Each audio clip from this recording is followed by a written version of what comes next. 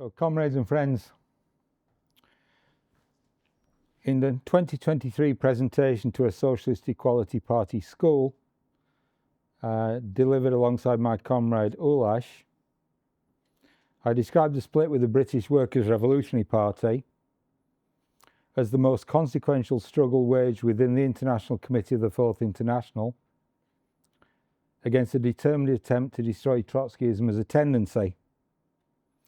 I cited Comrade David North explaining, I quote, "Except for the International Committee, the movement founded by Leon Trotsky had been politically liquidated by the Pavlovites. In all the countries where the Pavlovites had been able to establish organizational control, they had destroyed the Trotskyist organizations by turning them into political appendages of the Stalinist, social democratic, or bourgeois nationalist organizations. By 1985, the Workers' Revolutionary Party, which had by that point capitulated to Pavlovism, was close to completing the same wrecking operation." Now, this was a struggle waged against the leadership, Jerry Healy, Cliff Slaughter and Michael Banda, that possessed enormous political authority within our World Party due to their previous history of political struggle. The reason their wrecking operation failed was because there existed a highly developed analysis of the underlying causes of the crisis that erupted in 1985 in the form of a detailed written critique developed by the leadership of the Workers' League between 1982 and 1984 of Jerry Healy's theoretical charlatanry and the WRP's political degeneration. Now, that is the bare bones, but I want to explain what we are talking about when we speak of the Fourth International and what its destruction would have meant for the international working class. Now, Leon Trotsky was the co-leader with Lenin of the 1917 October Revolution, which established the world's first workers' state.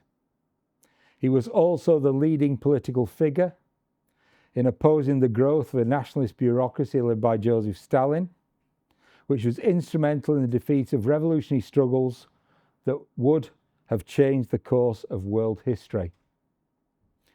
It ensured the survival of capitalism and paved the way for Hitler's rise to power, the Second World War, and the deaths of hundreds of millions all over the world.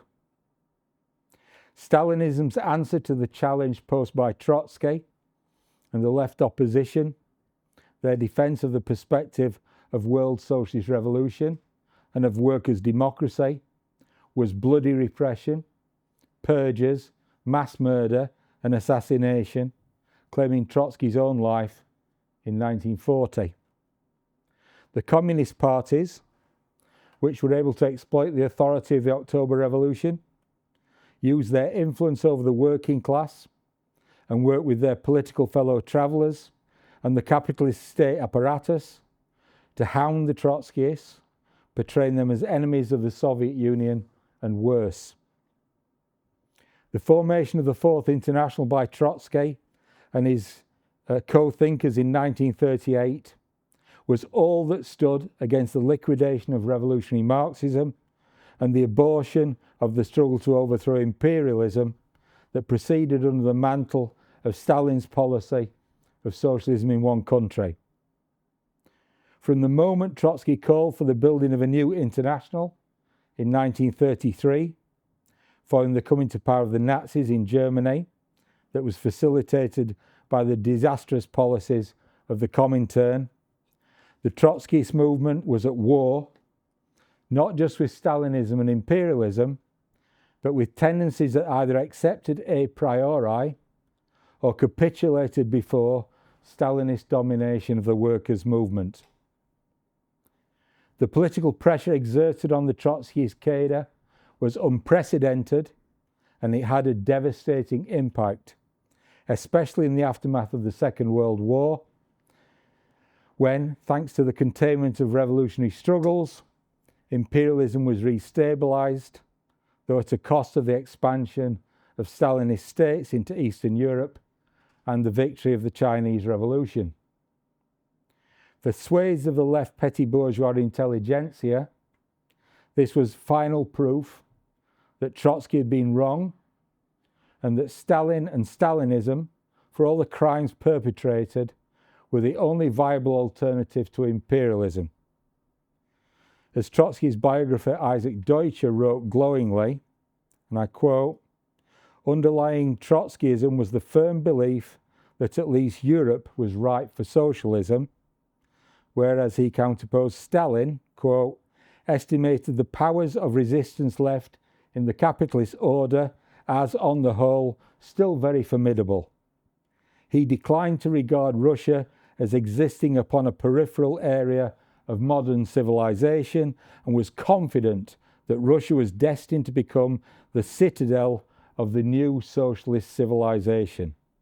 It was Stalin's plan to build up and safeguard that citadel." Yes, with torture and the gulags. Now, Deutscher concluded, "Ever since the controversy began nearly a quarter of a century ago, events have submitted the two antagonistic doctrines of communism to continual test. On the showing of these tests, Stalin's skepticism regarding the revolutionary temper of the European working classes has so far seemed better justified than Trotsky's confidence." Now, Pabloism, the tendency led by Michel Pablo and Ernest Mandel, translated these moods into a call to liquidate the sections of the Fourth International into mass Stalinist parties, or where they did not exist, into reformist and bourgeois nationalist tendencies that were seen as the real actors in world affairs. The International Committee of the Fourth International was formed in 1953 to oppose this liquidation.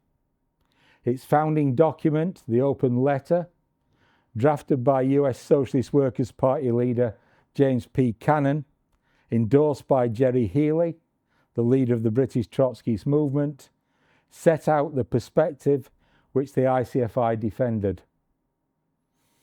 It reads, in part, "The death agony of the capitalist system threatens the destruction of civilization through worsening depressions, world wars, and barbaric manifestations like fascism. The development of atomic weapons today underlines the danger in the gravest possible way. The descent into the abyss can be avoided only by replacing capitalism with a planned economy of socialism on a world scale, and thus resuming the spiral of progress opened up by capitalism in its early days. This can be accomplished only under the leadership of the working class as the only truly revolutionary class in society.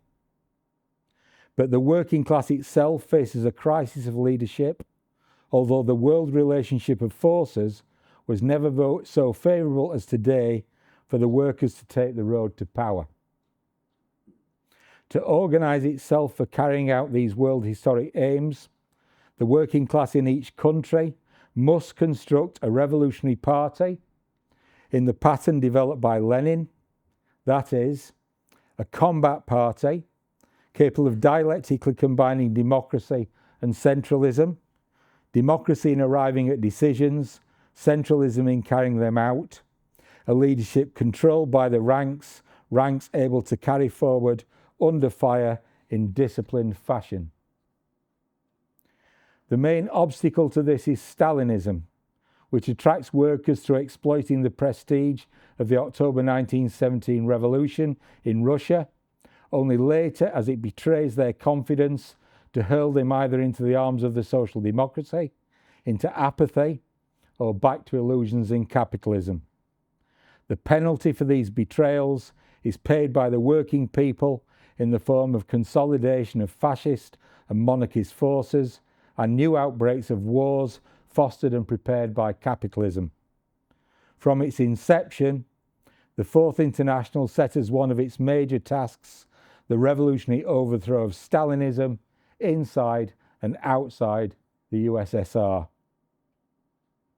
The need for flexible tactics facing many sections of the Fourth International and parties or groups sympathetic to its programme makes it all the more imperative that they know how to fight imperialism and all its petty bourgeois agencies, such as nationalist formations or trade union bureaucracies, without capitulation to Stalinism, and conversely, know how to fight Stalinism, which in the final analysis is a petty bourgeois agency of imperialism, without capitulating to imperialism. Now that was the perspective on which the British Trotskyist movement based its struggles. And when the Socialist Workers' Party leadership itself capitulated, Trotskyist principles were defended primarily by the Socialist Labour League in Britain with the support of the OCI in France. Healy, Slaughter and Banda's authority was rooted above all in the struggle between 1961 and 1964 against the unprincipled reunification of the US SWP with the Pabloites, their critique of the SWP's claim that Fidel Castro and his government of, and I quote, unconscious Marxists had created a workers' state in Cuba, and especially through the opposition to the Great Betrayal in Sri Lanka in 1964, when the Pabloite Lanka Samaja Party joined a bourgeois coalition government led by Saravimo Bandaranaike. This period of intensive theoretical work on an international front had laid the foundations for the Socialist Labour League to make major political and organisational advances within Britain, including capturing the leadership of the Labour Party Young Socialists in 1964 and building powerful support in key sections of the industrial working class. Of most lasting significance, however, is the fact that when, from the mid-1970s on, the leadership of the Workers' Revolutionary Party, the SLL's descendant, began to systematically reject all the lessons of the long struggle against Pabloism and mount an offensive to destroy the Fourth International, this was defeated by the tendencies that they had won to Trotskyism. The US Workers' League, led by Comrade North, and the Revolutionary Communist League in Sri Lanka, led by Kirti Balasuriya. The political degeneration of the British Trotskyists, of course, did not occur overnight. But from the mid-1960s, they began to adapt themselves to the enormous political and social pressures bearing down on the socialist movement. Under conditions where the political domination of social democracy, of Stalinism, of Maoism, Castroism, and other anti-Marxist forces demanded relentless struggle against revisionism and for socialist internationalism, the conception developed that prioritising the building of a Trotskyist party in Britain, above all by establishing a daily paper, would ultimately provide the basis for the building of the World Party. This nationalist deviation proved to be disastrous, leading the SLL to retreat from the political and theoretical fight against opportunism and revisionism and the perspective of building the ICFI as the World Party of Socialist Revolution. Over time, this led them to an increasingly Pabloite orientation. As early as 1966, differences had begun to emerge between the Socialist Labour League and the OCI. The French section's insistence that the Fourth International had to be reconstructed codified a political orientation towards centrist forces under the cover of an international regroupment. Differences developed over a wide range of principal questions, including the syndicalist and abstentionist line of the OCI during the May-June 1968 general strike and the ensuing 1969 presidential elections. But having experienced considerable growth under conditions of a mass radicalisation of student youth, the OCI leadership became increasingly disdainful towards the International Committee and began to establish a new set of international alliances. This included the Bolivian POR, which had a long history of collaboration with bourgeois nationalists and which had supported Pablo in 1953, and even the PUM, the centrist organisation which had played a major role in the defeat of the Spanish Revolution. At a rally in Essen, Germany in 1971, the OCI voted against a resolution presented by the British Young Socialist delegation, which called on youth to devote themselves to the struggle for the development of dialectical materialism. 1 month later, the Bolivian army staged a coup which resulted in the overthrow of the left regime of General Torres and the destruction of the Popular Assembly that had been backed by the POR, which had claimed that the military regime would supply the working class with arms in the event of a coup. When this was critiqued by the Workers' League, the OCI denounced this as a capitulation to imperialism. The ICFI majority, led by the Socialist Labour League, responded to this attack by declaring a public split with the OCFI on November 24, 1971. This break was carried out with extraordinary political haste.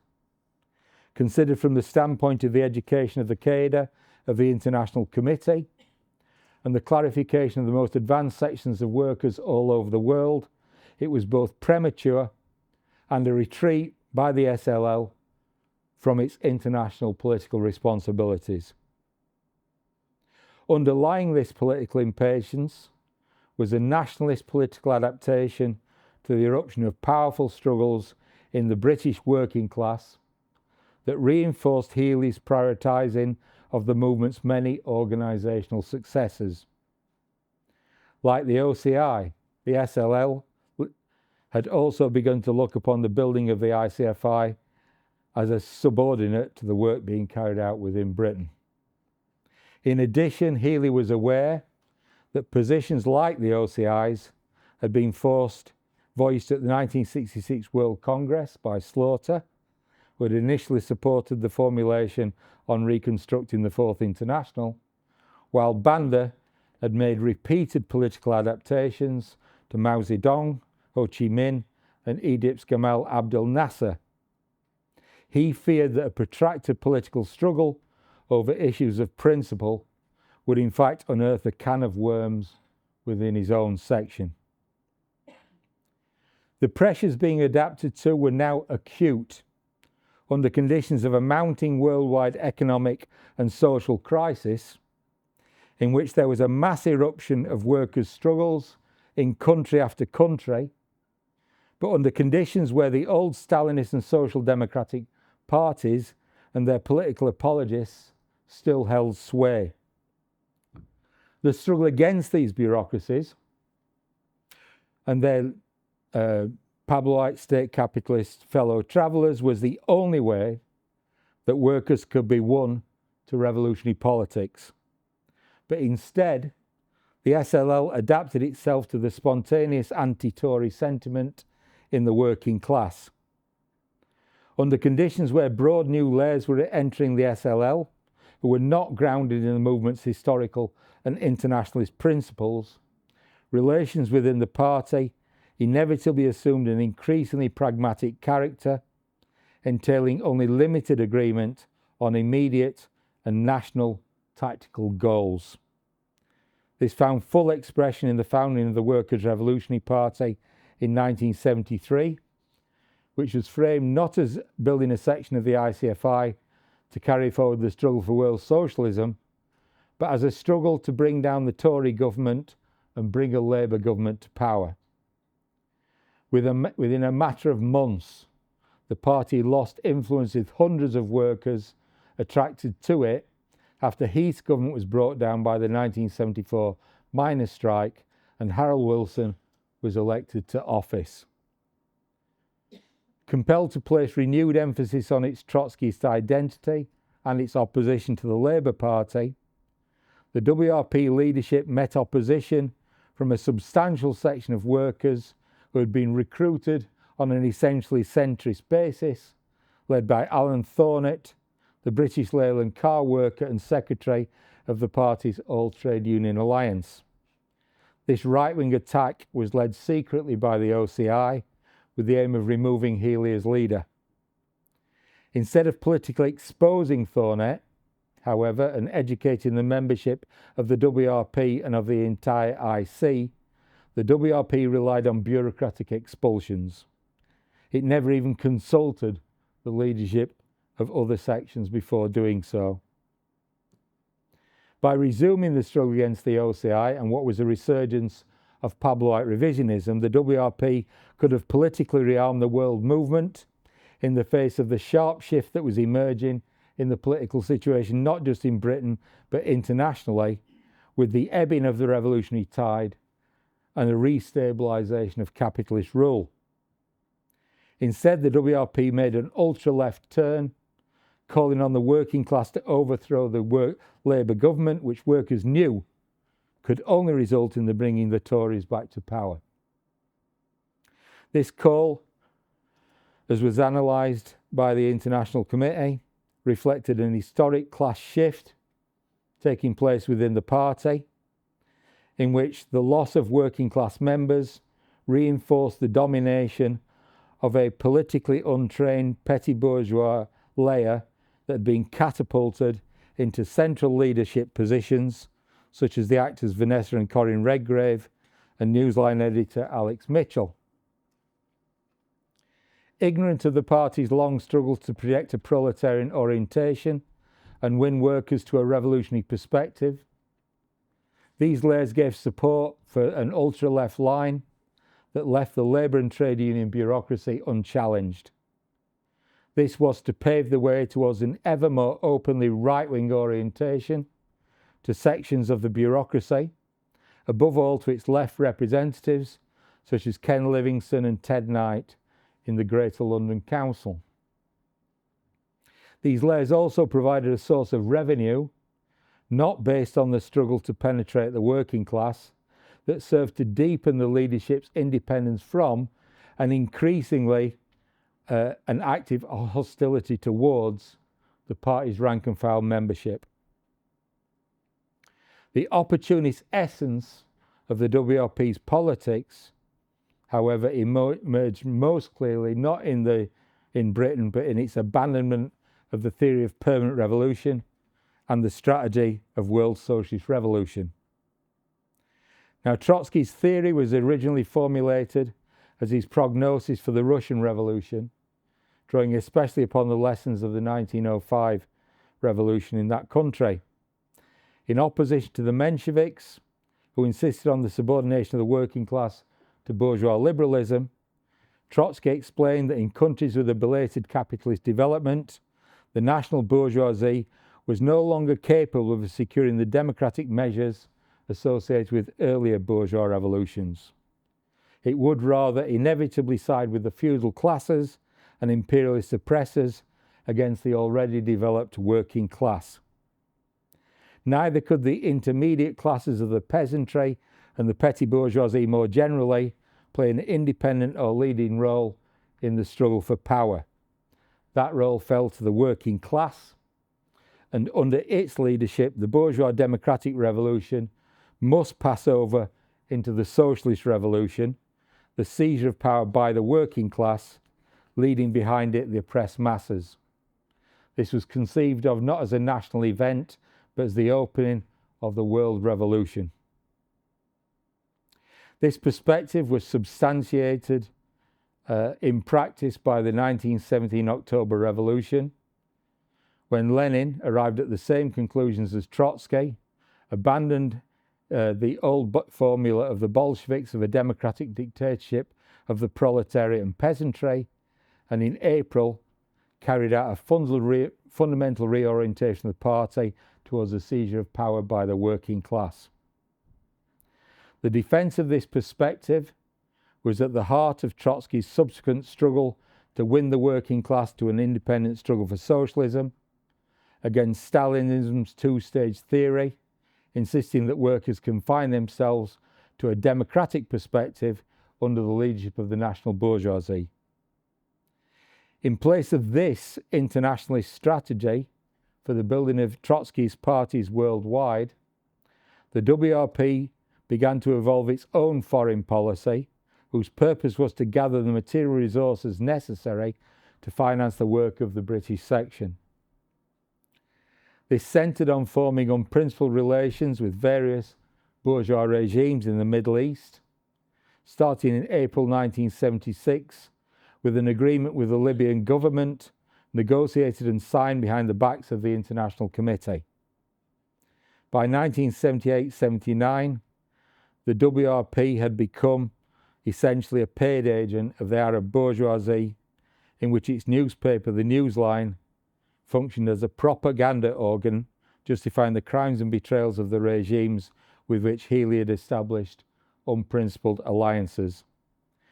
This included uncritical support for the Palestine Liberation Organization, for the National Liberation Movement in Zimbabwe, for Saddam Hussein's Ba'athist regime in Iraq, and later for the Khomeini regime in Iran.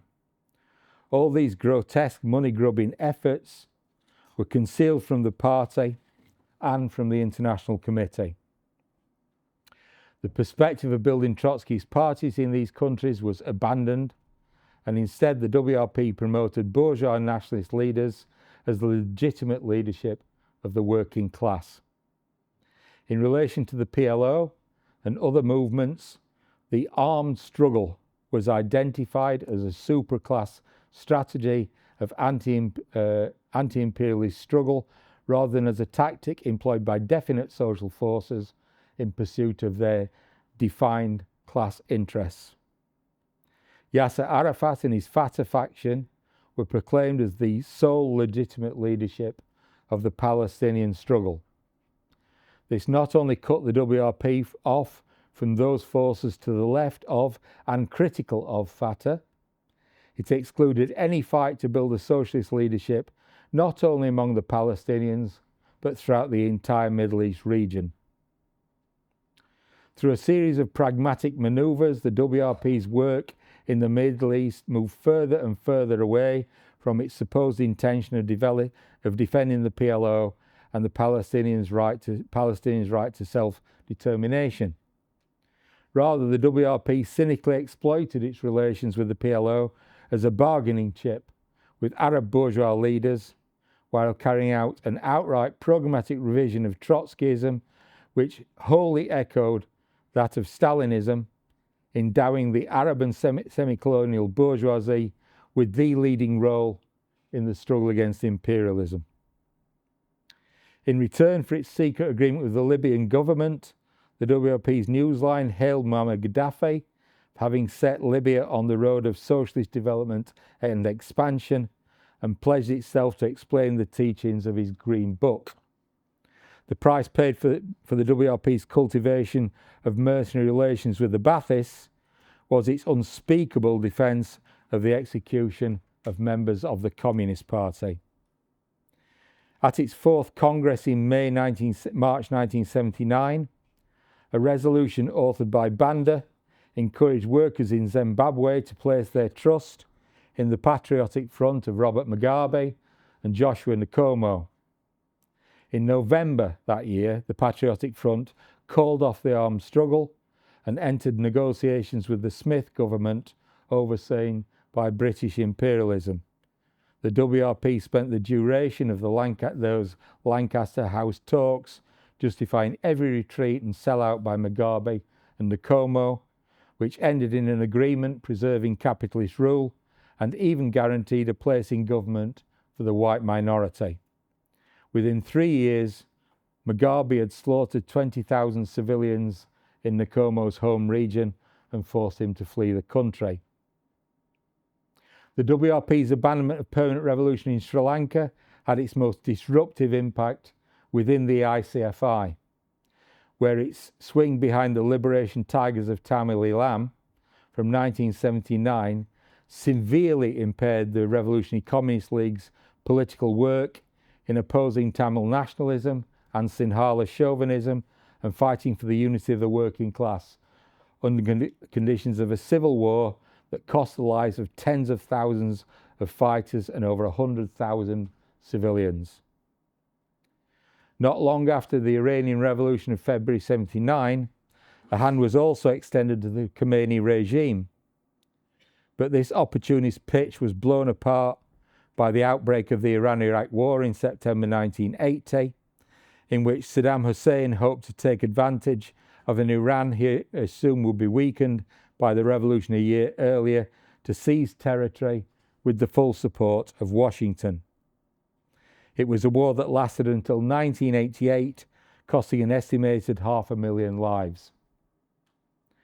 The WRP at first treated the war as a blemish on the otherwise progressive record and future of Baathism, before switching to backing a military victory for Iran by September 1983.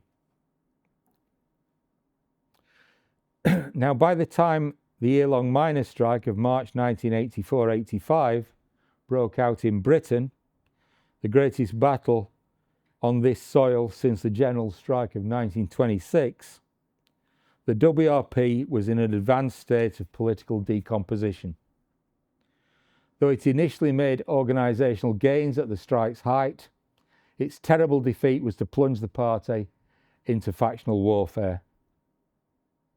The WRP's political line throughout the strike was a mixture of ultra-left rhetoric and rampant opportunism. It never once placed a single demand on the Labour Party. It substituted demands for a general strike to install a workers' revolutionary government, for calls to mobilise the working class to force the resignation of the Tory government, new elections, and the return of a Labour Party to power on a socialist programme that would have placed the party in a position to win thousands of socialist-minded workers to a revolutionary alternative.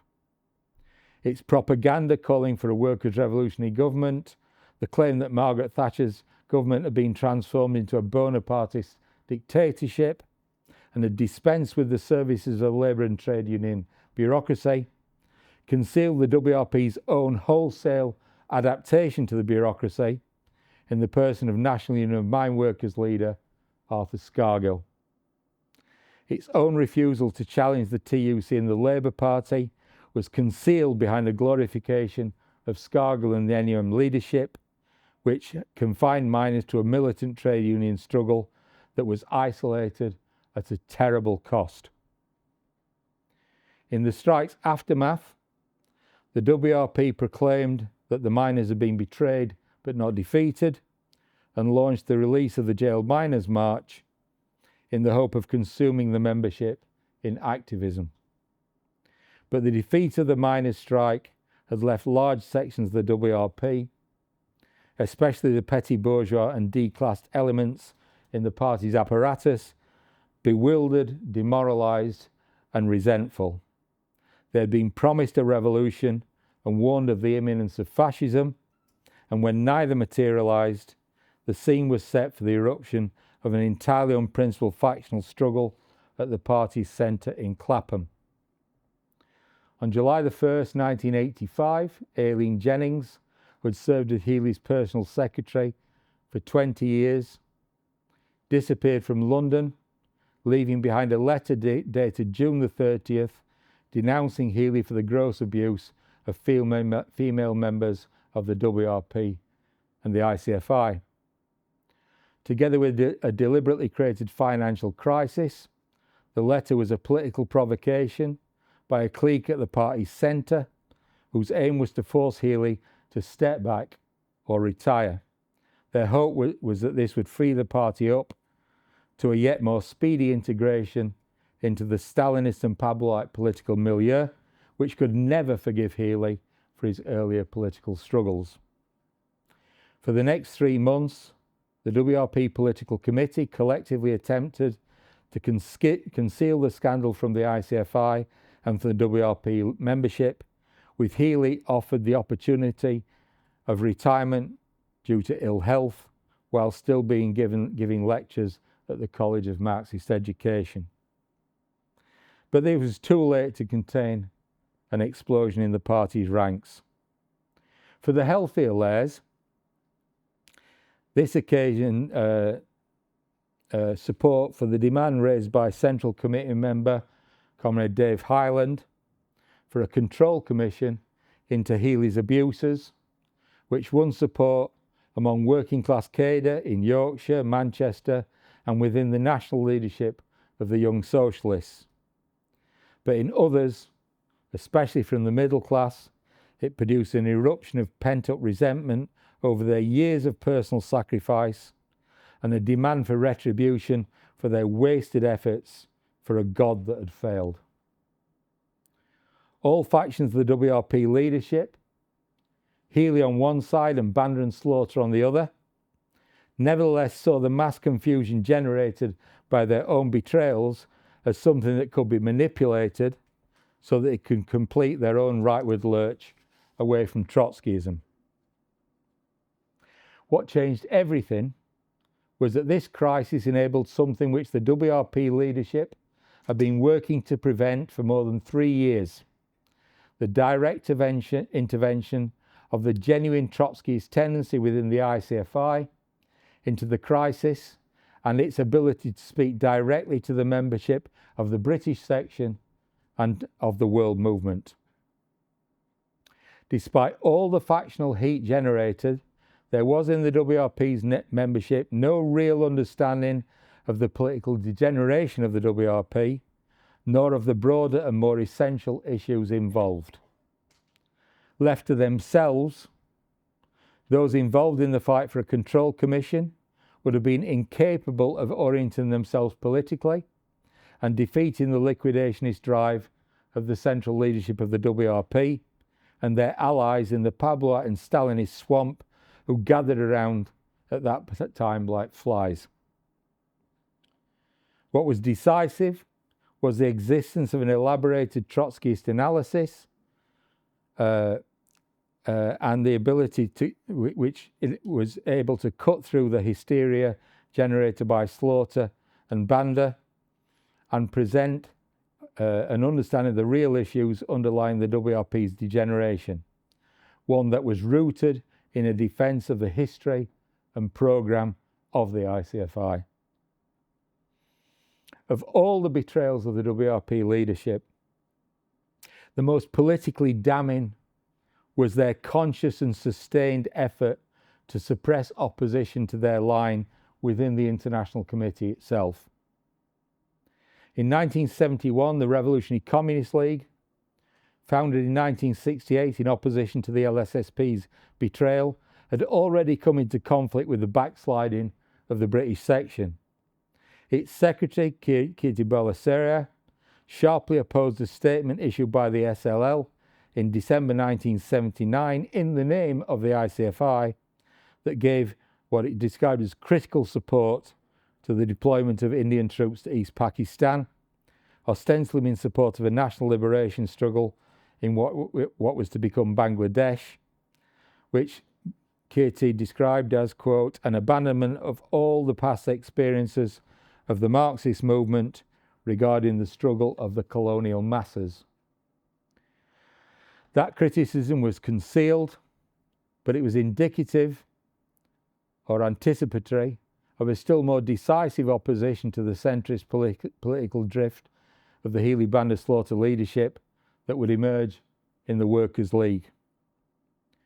Between 1982 and 1984, an extensive critique of the opportunist line of the WRP was formulated and presented by David North, the National Secretary of the Workers' League, beginning with a detailed refutation of the subjective idealist distortion of materialist dialectics developed by Healy, which underpinned the section's turn away from Trotskyism. After first informing North in October 1982 that they agreed with this critique of Healy's writings on dialectics, Banda and Slaughter almost immediately came to an agreement with Healy to suppress further discussion of the differences on philosophy and their political implications. From then on, Slaughter led an attempt attempted offensive against the Workers' League in alliance with Healy that was based on shared political positions of an essentially Pabloite character. Slaughter's letter to North in December 1983, for example, attacked the, quote, very heavy emphasis placed by the Workers' League on the struggle for the political independence of the American working class during the US invasion of Grenada, and claimed that such emphasis, and I quote, will become a weapon in the hands of all those who retain the mark of pragmatism. In a reply dated December the 27th, 1983, North wrote the following: I must admit that I am disturbed by the very suggestion that an emphasis on the political independence of the working class could be characterised as very heavy within the International Committee, especially in relation to the report from a sympathising section of a country in which the working class has not yet broken politically from the liberals. All the organisational, political and theoretical tasks of a Marxist party, above all in the United States, are directed precisely toward the achievement of this political independence. At the same time the Workers' League was coming into direct conflict with the WRP opportunists, it was intensifying its exposure of the Socialist Workers' Party's revisionism. On December 31st, 1982, SWP National Secretary Jack Barnes gave a speech to the Young Socialist National Convention in which he explicitly repudiated the entire heritage of Trotskyism. Barnes denounced the theory of permanent revolution as a deviation from Marxism-Leninism, which had led to the Fourth International being, quote, shoved off the axis of the Comintern. Trotskyism, he concluded, that term itself, I predict, none of us will call ourselves before this decade's out. In his reply to Slaughter, North wrote, the neo-Stalinism of the SWP does not originate in the head of Mr. Barnes, but is a very definite response of US imperialism to the new stage of the capitalist crisis and the revolutionary upsurge of the world proletariat. As I have heard you insist so many times in the past, it is precisely at such a point that the International Committee must be on the alert for any trace of the revisionist outlook within its own ranks, and at the same time intensify its political and theoretical assault against Pabloism. On February the 11th, 1984, at the meeting of the International Committee, from which a number of sections had been arbitrarily excluded by the WRP, North warned that the WRP that its political evolution mirrored the repudiation of Trotskyism by revisionist groups all over the world. He then listed the most glaring examples of the WRP's descent into opportunism, which have formed the substance of the report that I've just delivered. The WRP's response was to threaten an immediate split, forcing the Workers' League to withdraw its criticisms or risk being denied any possibility of a continued struggle to reorient the ICFI. That decision was vindicated in the course of the split. Comrade Peter Schwarz will speak next on the intervention by the ICFI into the crisis of the WRP and the role played by the critique developed by Comrade North. But I must conclude my own presentation by explaining its impact on those comrades involved in the struggle for a control commission.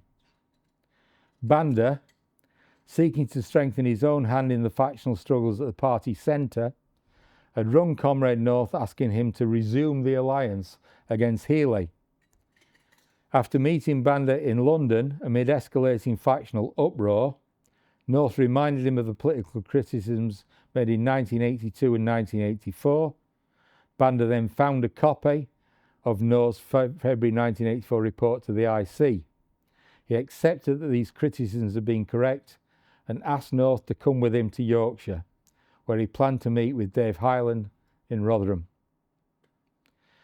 There, at the end of an unsatisfactory discussion, Banda impulsively handed Comrade Dave a copy of a contribution to a critique of G. Healy's Studies in Dialectical Materialism and the 1984 report to the ICFI. Dave read them, following which he called leading members of his faction over to his house to read it one after another in his living room. After intensive discussions on October the 9th, he rang the Workers' League and asked to speak to David North. On October the 10th, Comrades North and Larry Porter were returning to the UK. They'd been told of Dave Hyland's phone call the previous day while they were in Germany and had rung him back. As Dave explained in a report to a memorial meeting for Comrade Dave Hyland, I cannot overstate how critical and important that was. Until that moment, we were still on the outside looking in. It was as if we were political interlopers in an organisation to which we had no access. But now there was someone who wanted to speak to us about the crisis inside the WRP and who was interested in the documents we had written. On October the 11th, at a meeting in Leeds, Comrade North was able to have a private discussion with Dave Hyland, in which he convinced him that the fight in the WRP had to be waged based on defending the continuity of the Trotskyist movement against the growth of Pabloism within the International Committee. From that point, the struggle waged by the faction that declared itself to be the Workers' Revolutionary Party Internationalists was waged in defence of the ICFI as the historical, political and organisational continuity of Trotskyism. Thank you.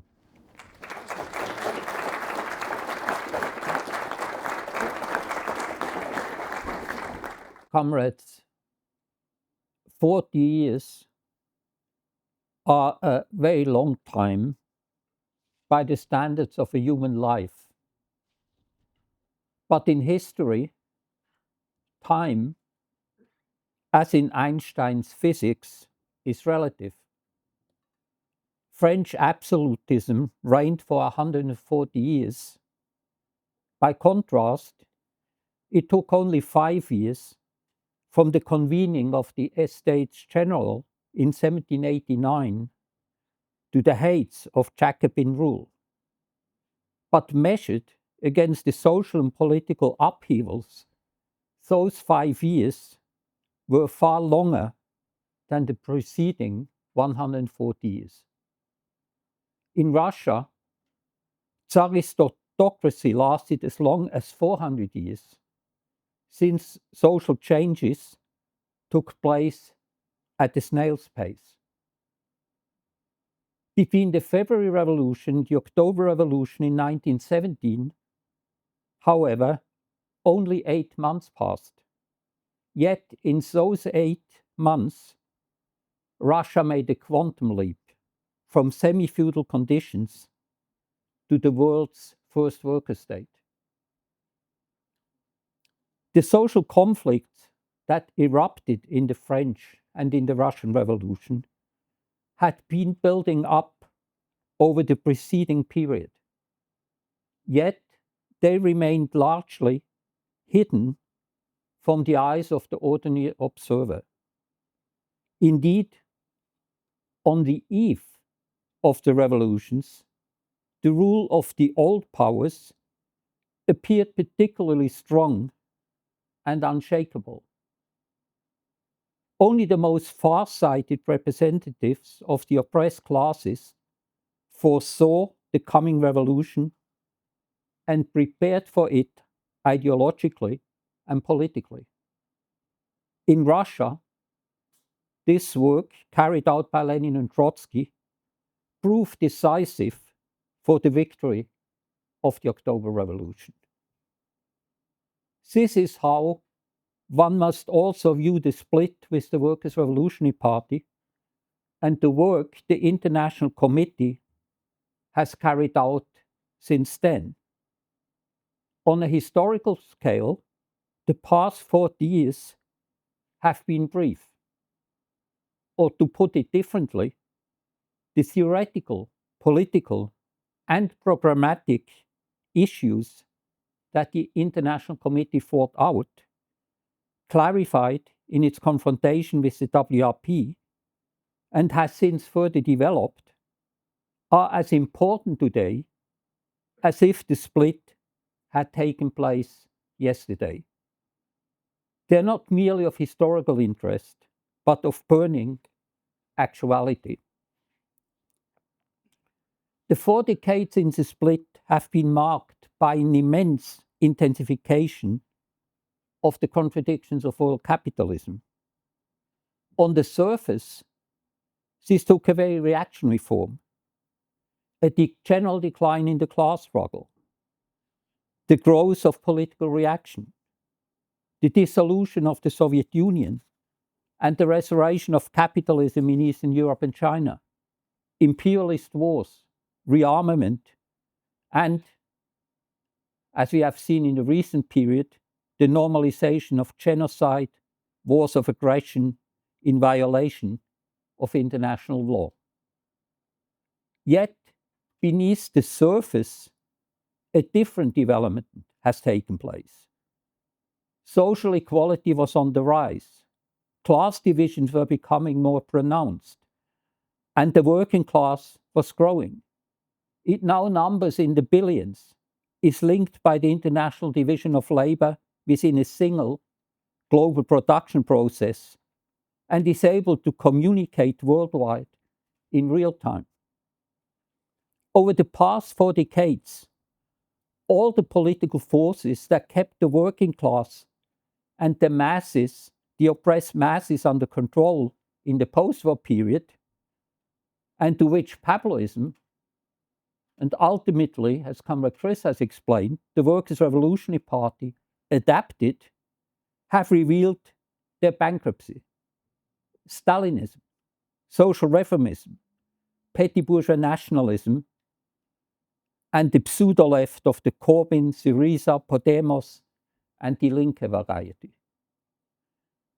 The crisis in the WRP was closely linked to this process and in many ways anticipated it.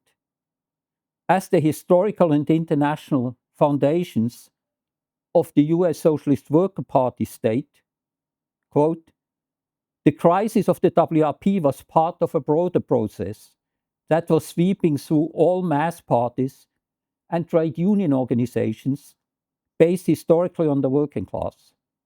Whatever their differences in organizational structure, on political alliances, the Stalinist, Social Democratic, and Reformist organizations were all based on a nationalist program. In this context, the struggle that the International Committee successfully waged against the WRP's rampage in 1985-86 takes on its full significance. It contains crucial political lessons needed to arm the working class for the coming revolutionary upheavals. For one thing, has been clearly demonstrated by the last 4 decades. Only the mobilization of the international working class on the basis of the revolutionary socialist program of the Fourth International can stop to capitalism and all its evils: war, fascism, poverty, environmental destruction. No other social force will do so. It is this perspective that the International Committee defended in 1985-86. That's why this conflict must be studied. The crisis that tore the WRP apart in 1985 did not come out of the blue.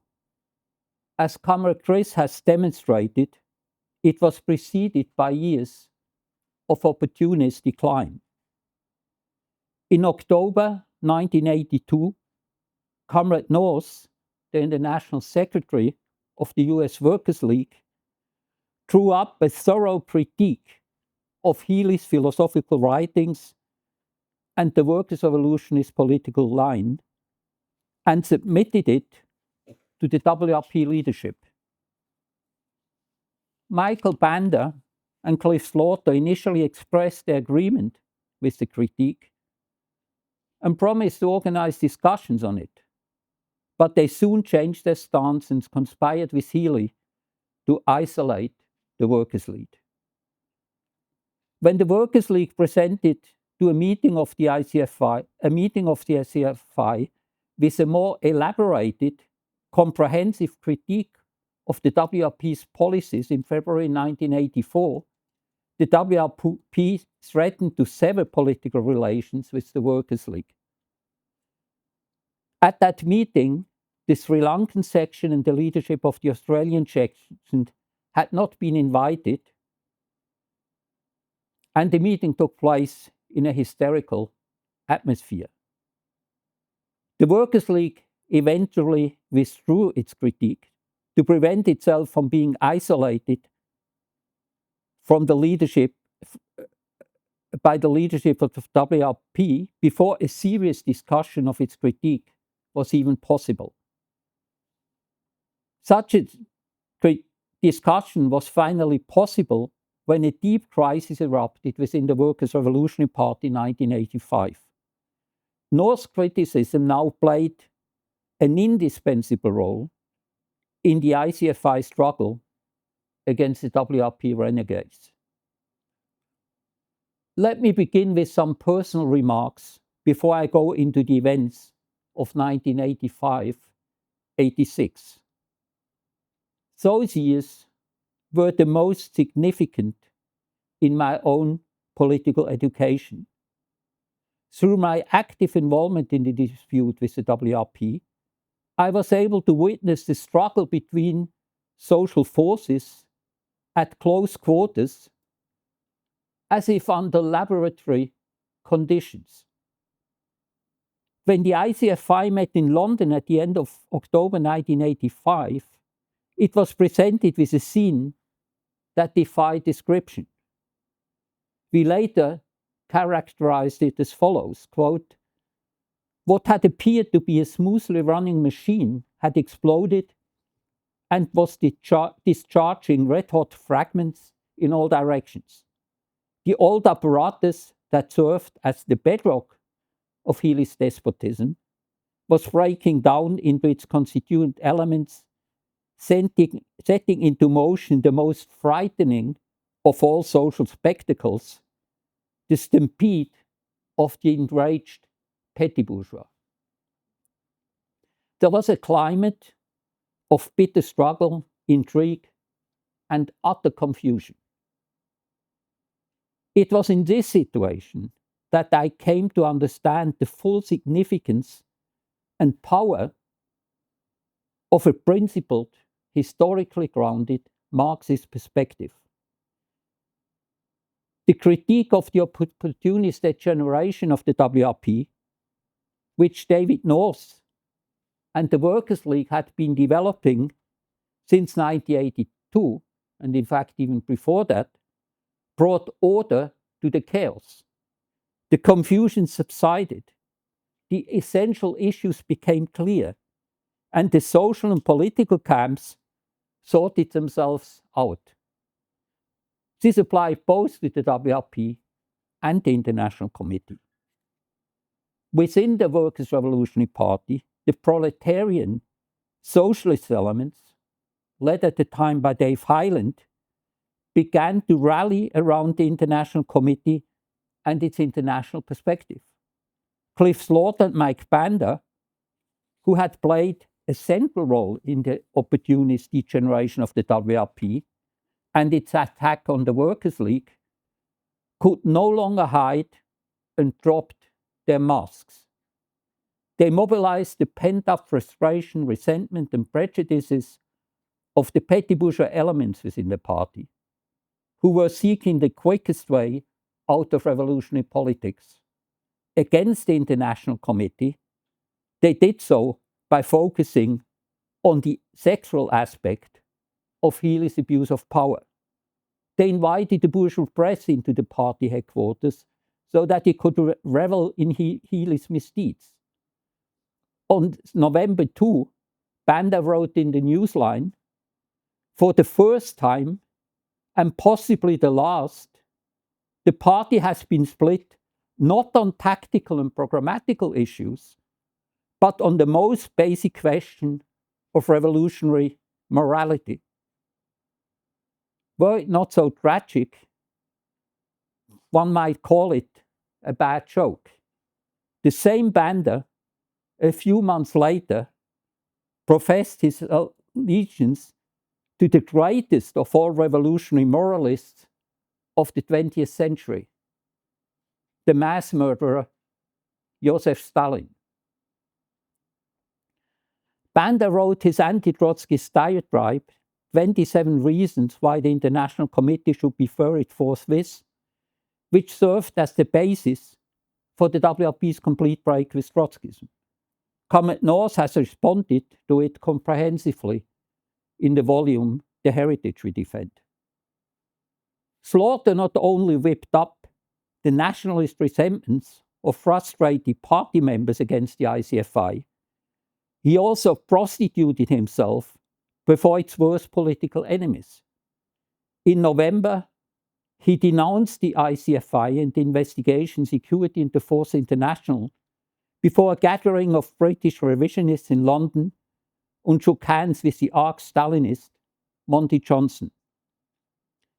Without the critique elaborated by the Workers' League, the members of the WRP minority and the sections of the International Committee would have been swept up in the maelstrom of the WRP's crisis, and the continuity of Trotskyism would have been destroyed.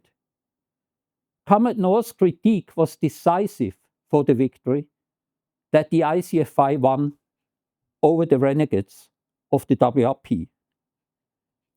I thoroughly learned at the time that the defense of principles must always have precedence over tactical and organizational considerations, and that all national concerns must be subordinated to the perspective of the Fourth International. The perspective of the International Committee, which it has since further developed and deepened, will play the same role on a large social scale in the class struggles now unfolding all over the world, as the Workers' League's orientation did within the much smaller framework of the Workers' Revolutionary Party 40 years ago. Now let us go through some of the major events of 1985-86. As Comrade Chris has already reported, in the summer of 1985, shortly after the defeat of the miners' strike, Healy Secretary Aileen Jennings disappeared, leaving behind a letter denouncing Healy's abuse of female party members. The political committee initially attempted to cover up the scandal and persuade Healy to resign voluntarily. Only a minority in the leadership, led by Dave Hyland, fought for a principled approach by demanding the convening of a commission of inquiry. No one in the leadership of the WRP deemed it necessary to inform the International Committee about this crisis. As late as August 1985, section leaders were summoned to London specifically to be milked for large sums of money to resolve a financial crisis within the Workers' Revolutionary Party. The ICFI was blatantly lied to about the causes of the financial crisis, and it heard not a word about Healy's abuse of power. When it came to plundering the sections for their national opportunist purposes, Healy, Banda, and Slaughter were in complete agreement. As we later found out, the same group at the WRP headquarters in Clapham, London, that had triggered the financial crisis, had also proposed Aileen Jennings' letter and, furthermore, bugged Healy's office. They were deeply hostile to the ICFI. Their aim was not to defend Trotskyism, but to destroy the Workers' Revolutionary Party and the International Committee. Nevertheless, the members of this group were later hailed as heroes by the slaughter faction. It was not until September and October that the sections of the International Committee gradually learned of the crisis within the Workers' Revolutionary Party. David North and Larry Roberts, another leading member of the Workers' League, flew to London in mid-November to find out what was going on in the Workers' Revolutionary Party. At that time, as Chris has reported, North and Banda also met Dave Hyland and handed him over a copy of the Workers' League's critique. This proved to be an important step towards the formation of what would later become the Socialist Equality Party in Britain. While in England, North picked up the National Secretary of the German section, Ulrich Rippert, from Harwich, where he was attending a WRP school. They both traveled to Germany. I remember very clearly and vividly when North and Rippert arrived in Essen, where our center was based at the time. Also, they had driven throughout the night. We met immediately for discussion. I had only learned from a free phone call beforehand that they were on their way, but it was immediately clear to me that something politically significant had happened. The German section, which had been founded in 1971 with Healy's active participation, worked very closely with the British section. We traveled to London several times a year for discussions, conferences, and schools. This collaboration became increasingly problematic. The WRP exploited the German section for its opportunist maneuvers, sabotaged its work, and pressured it to follow its own opportunist line. Rather than educating a cadre in Germany, it viewed the German section primarily as a tool for expanding its own opportunist connections, and also it did not have significant resources as a cash cow for money. From 1977 onwards, we organized several so-called Euro marches, which wound their way across Europe for weeks on end and regularly culminated in a rally in London. These marches were driven by political opportunism.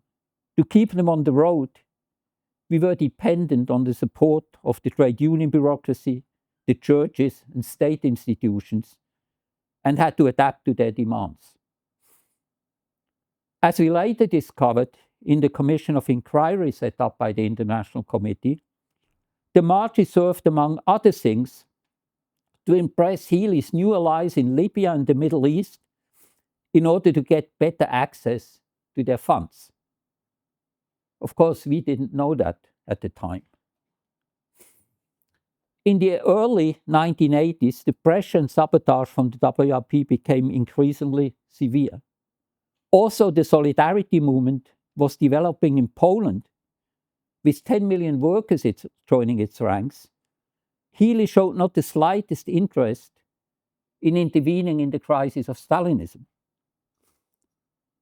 At the same time, a large peace movement emerged in West Germany against the deployment of medium-range nuclear missiles, and with the Greens, a new party emerged in the Federal Republic for the first time that was strong enough to win seats in the federal parliament.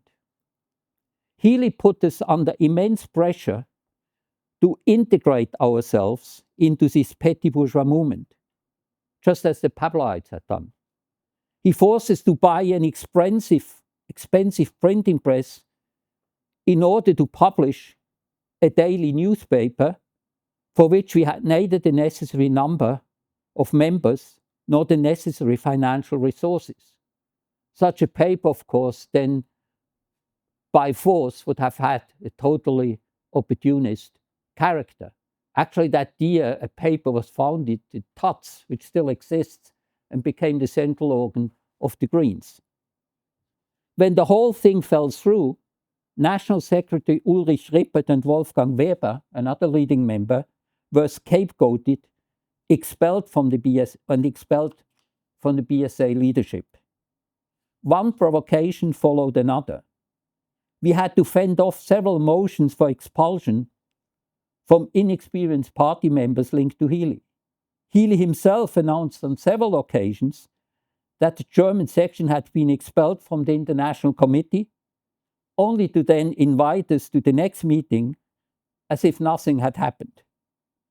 All this was, to put it mildly, not conducive to our political work.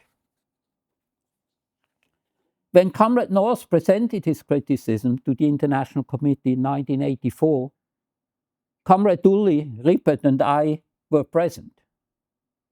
We received the criticism in writing about an hour before the meeting started and were required to hand it back immediately afterwards, which we did not do. However, in the short time available and in the heated atmosphere that prevailed, it was not possible to form a clear opinion.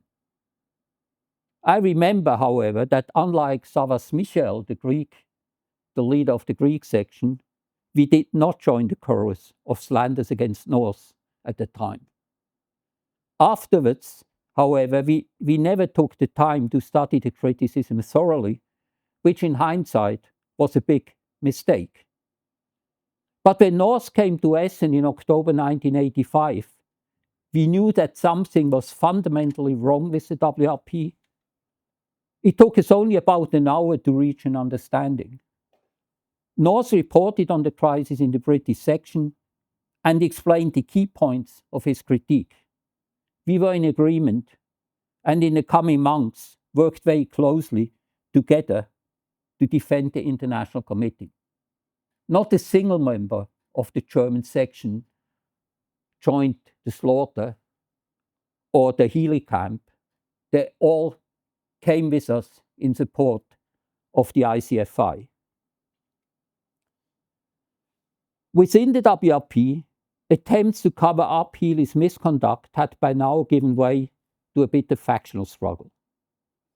Before the ICFI had a chance to discuss the matter, the WP Central Committee decided to expel Healy.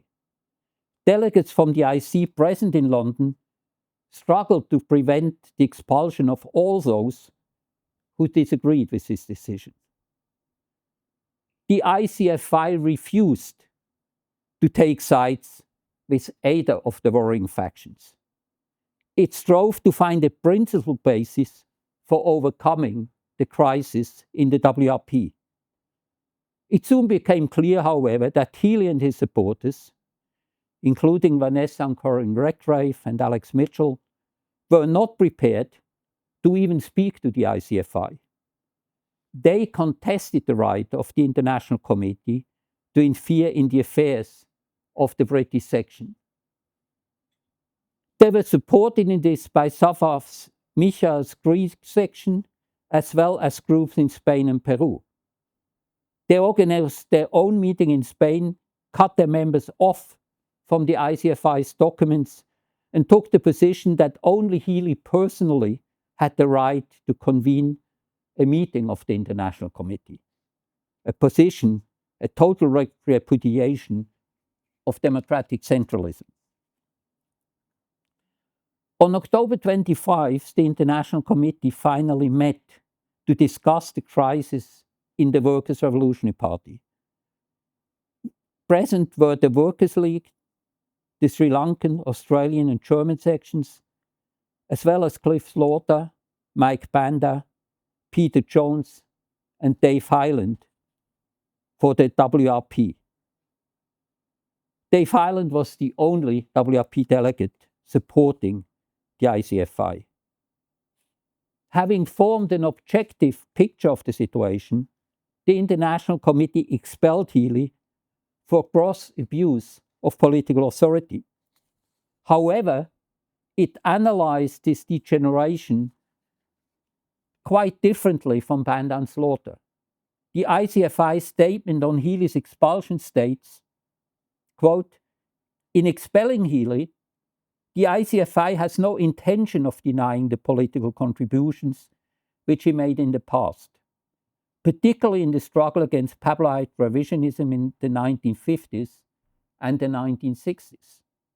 In fact, this expulsion is the end product of his rejection of the Trotskyist principles upon which these past struggles were based and his descent into the most vulgar forms of opportunism.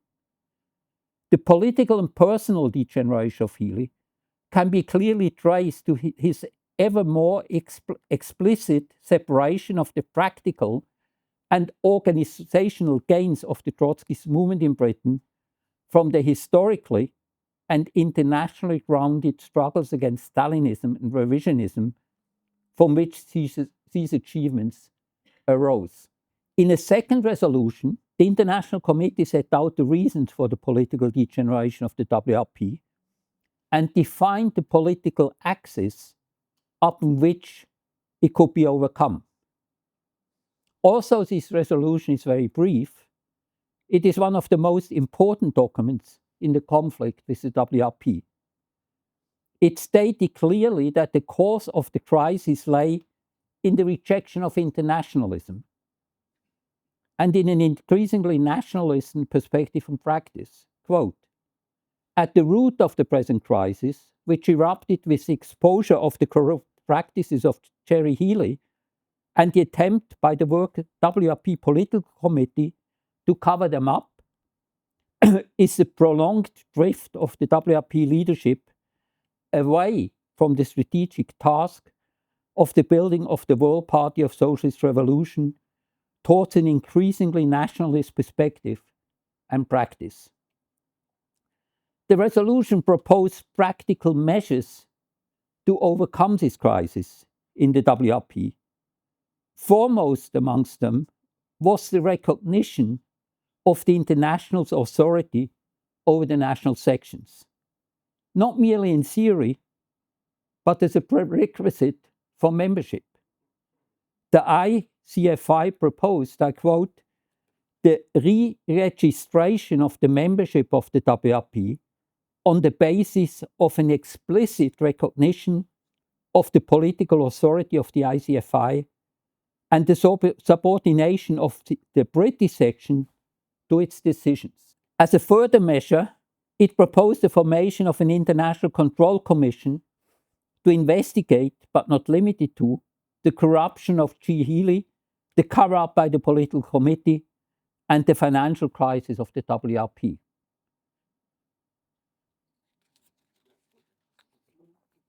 Slaughter, Banda, and Jones fought against the resolution for 8 hours. Only Dave Hyland supported it. But in the end, Slaughter and Banda and Jones agreed, because they knew that the ICFI enjoyed considerable support amongst the party membership, unlike within the apparatus. This was confirmed the following day when an extraordinary conference of the WRP adopted it unanimously with only a few abstentions. Comrade North, who introduced the motion and spoke at length on the causes of the WRP's political degeneration, received a huge round of applause. Healy and his supporters did not come to the conference. They met at a different location on the same day and officially declared their split with the Slaughter Banda wing of the WRP and the International Committee. They claimed that they themselves embodied the ICFI, which was a fraud. Slaughter, Banda, and their nationalist supporters in the WRP leadership, however, were just as unwilling as Healy to accept the political authority of the International Committee. They had only agreed to the resolution so as not to lose control over the membership. As early as the second day of the special conference, they began to work against it. They set out to oppose the subordination of the British section to the ICFI and to overturn the resolution, whipping up every manner of nationalist prejudice cultivated over years within the WRP membership. This took the form of an insistence that the sex scandal was the fundamental issue in the split, and claims that the ICFI had undergone a process of equal degeneration to the WRP and was trying to prevent the fundamental break with what they called Healyism. During this period, we spent many weeks in Britain trying to persuade WPP members. Some reacted positively, others with increasing hostility. The speed in which they changed their stance was, in some cases, breathtaking. The Workers' League published many detailed statements, letters to the WRP Central Committee and other documents to clarify and explore the political issues. They are all worthy to be quoted here at length. However, that would go beyond the limit of this event. I would, however, recommend that everyone read these documents. They were published in the autumn 1986 issue of the Fourth International magazine and are available online in the Marxist library of the World Socialist Web Site. On December 16-17, the International Committee met to hear an interim report prepared by the Control Commission, established on October 25th. The report presented detailed evidence that, as the resolution passed by the meeting stated, quote, the WRP had carried out a historic betrayal of the ICFI and the international working class. This betrayal, this is still quote, consisted of the complete abandonment of the theory of permanent revolution, resulting in the pursuit of unprincipled relations with sections of the colonial bourgeoisie in return for money. In order to defend its principles and integrity, the ICFI decided to suspend the WRP as the British section until the calling of an emergency congress of the ICFI, not later than March 1st. This was a necessary and absolutely important decision. The ICFI was not prepared to take responsibility for the historical betrayal committed by the WRP and thus bring its name into this dispute. The resolution stated that Healy and his closest allies bore the main responsibility, but that the entire leadership was responsible. Quote, WRP leaders blocked discussion of differences on the party's political line, both in the British section and in the International Committee. A further resolution set out clear conditions under which the WRP could be readmitted as a section. It was called upon to reaffirm its commitment to the programmatic foundations of Trotskyism as embodied in the International Committee. And these foundations were specified in the resolution. Schwarz and Banda were not prepared to do this. They set about preparing the split. Banda had withdrawn to Sri Lanka and was working on his anti-Trotskyist pamphlet, The 27 Reasons. Slaughter waged a toxic campaign against the ICFI and the Investigation Security and the Fourth International. On January 26, the majority of the WPP Central Committee revoked the resolution of the Special Congress of October 27 to re-register WPP members on the basis of an explicit recognition of the authority of the ICFI, thereby effectively breaking with the ICFI. On February 7, the newspaper of the WRP published Banda's 27 Reasons.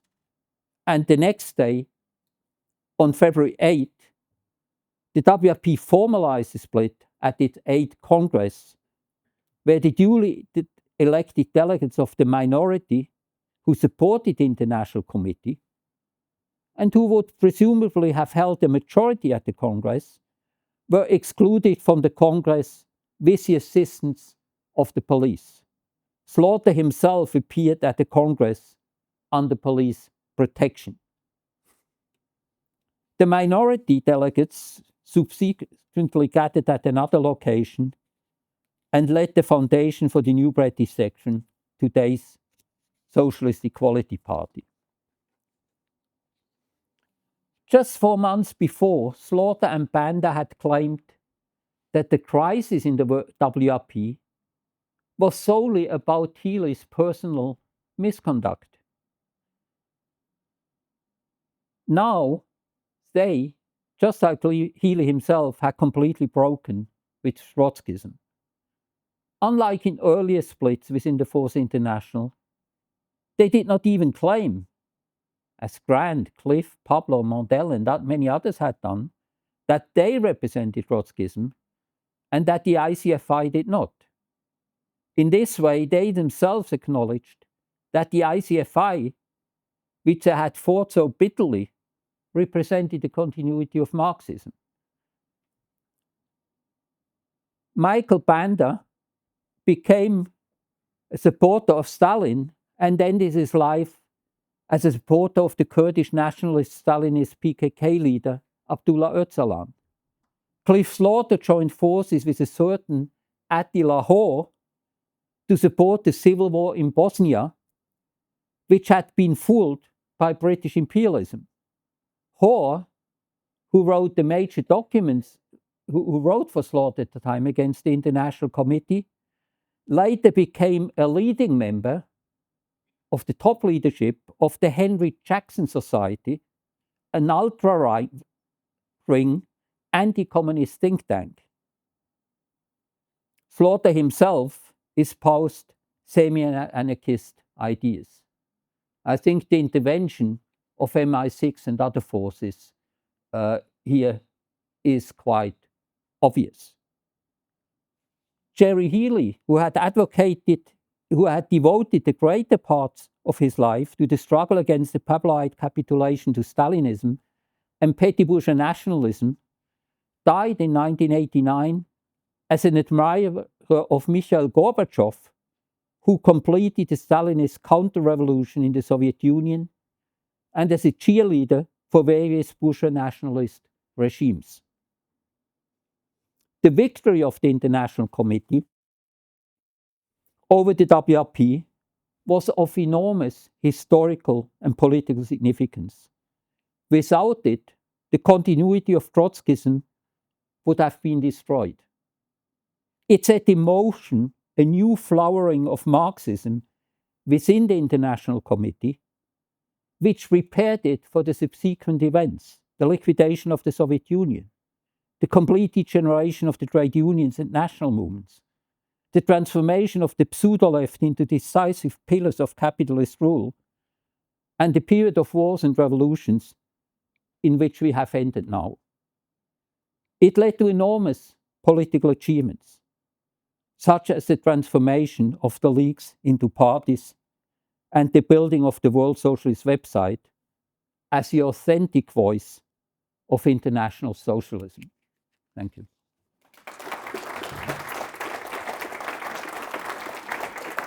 Thank you, Peter and Chris, for those summaries of a really impressive sweep of the political history of the 20th century, how that interacted with the development, the record, and ultimately the degeneration of the Workers' Revolutionary Party, and how that degeneration was then fought by the forces of Trotskyism within the International Committee. As both Peter and Chris have raised repeatedly, the leading role in that political struggle was played by Comrade David North. We are extremely pleased to have him here today to speak to us on what the essential political principles and lessons at stake in that conflict were, and their relevance for the working class, the international working class today. So please give him a very warm welcome.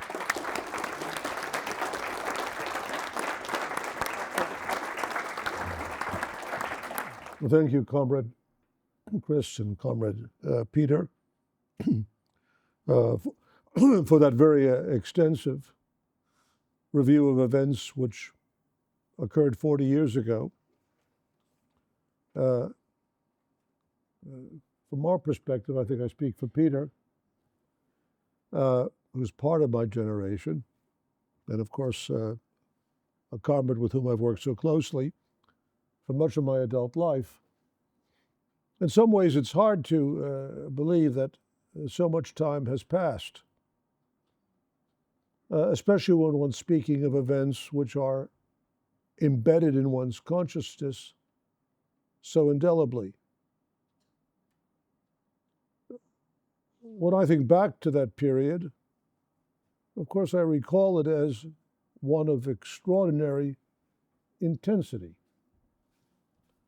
And as Peter himself indicated, it was a period where every day seemed to have concentrated within it an immense historical experience. That's why I think it remains so deeply embedded in one's memory.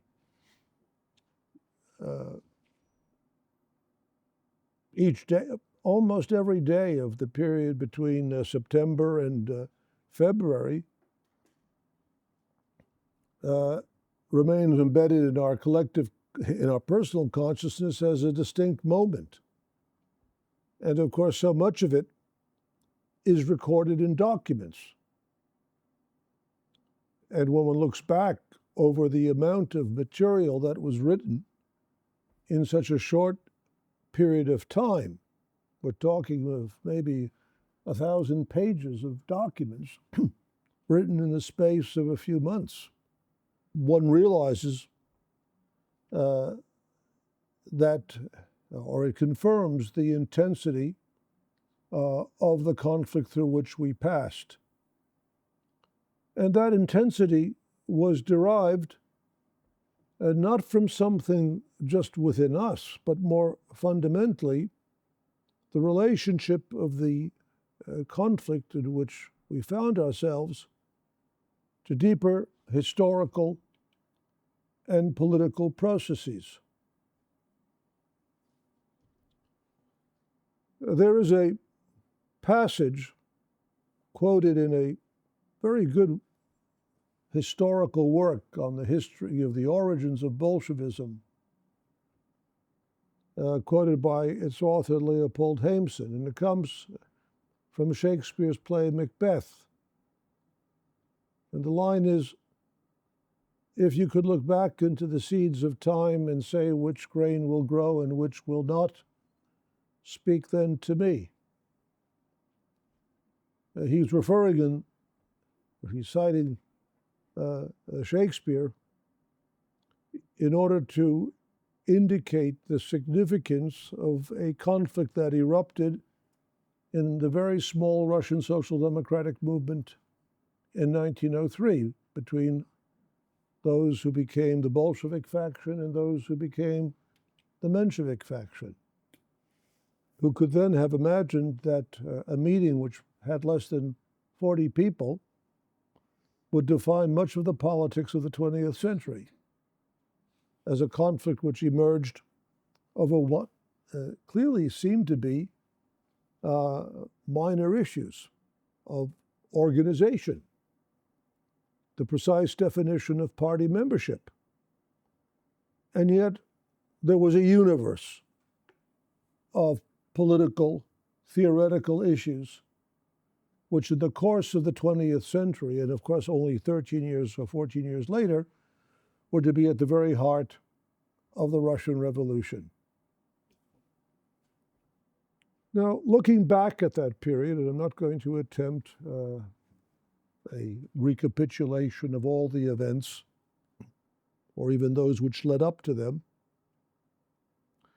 but what we can say about the struggle that unfolded and took such an extremely sharp form in 1985 and the opening months of 1986, that they were in many ways a summation of the history of the socialist movement And looking back, one can say, without any exaggeration, that without that conflict and without the fight that was taken up within the International Committee, there would not be a Trotskyist movement today. In fact, there would be no organized socialist movement anywhere in the world. Nowhere. And if this claim is to be disproved, I would say prove it. Where else outside of the International Committee does one find anything resembling the traditions of socialism and Marxism as it passed through the great historical work of Lenin and Trotsky? We are the only party in the world that speaks that language, that advances to this day the perspective of socialist revolution, indeed which associates socialism with the question of political power. Who else talks about it? And it is extraordinary when one considers that up until 1991, there existed the Soviet Union and communist parties which officially claimed the allegiance of millions of people, stretching from Germany all the way to Vladivostok and down to the South China Sea. And yet within a very short period of time, all of those organizations disintegrated, or as Trotsky predicted, there would not be one stone left upon another. Now one has to ask, did they disintegrate because all the objective conditions which produced these mass movements simply disappeared? That capitalism had become a healthy, thriving movement, expanding upon and improving the conditions of the masses? Absolutely not. Now, when one goes back to the conflict in the International Committee,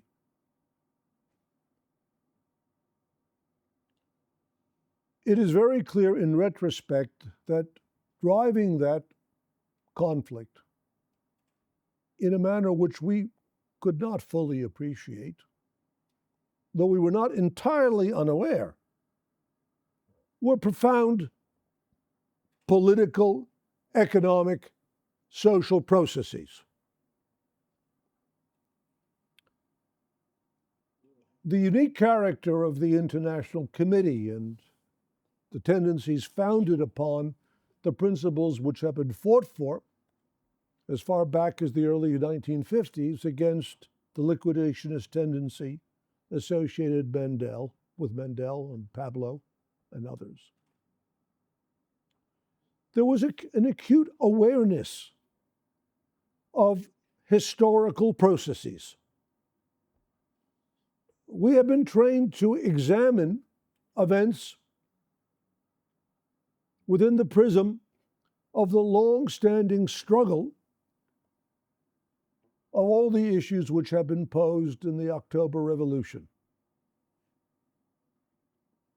We accepted and built our work upon the conception that we were living in a specific historical epoch, which had opened up, one might say, in 1914 with the outbreak of World War I,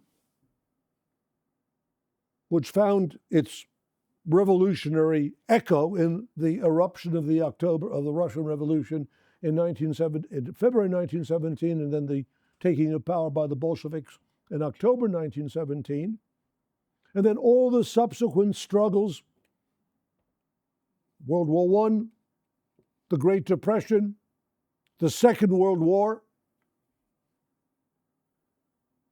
that the basic contradictions which underlay these eruptions, the contradiction between private ownership of the means of production